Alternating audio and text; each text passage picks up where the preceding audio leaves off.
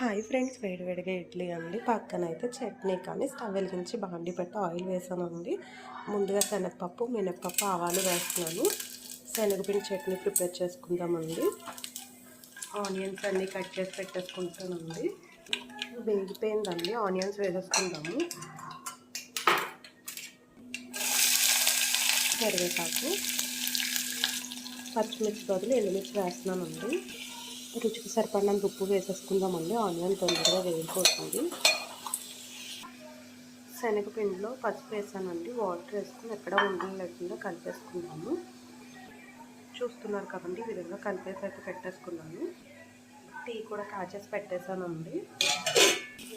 వేగిపోయిందండి, water వేస్తున్నాను. Water మరిగిన తర్వాత శనగపిండి వాటర్ వేసుకుందాము. మరిగిపోయిందండి, శనగపిండి వాటర్ వేసేస్తున్నాను. శనగపిండి చట్నీ రెడీ అయిపోయిందండి. స్టవ్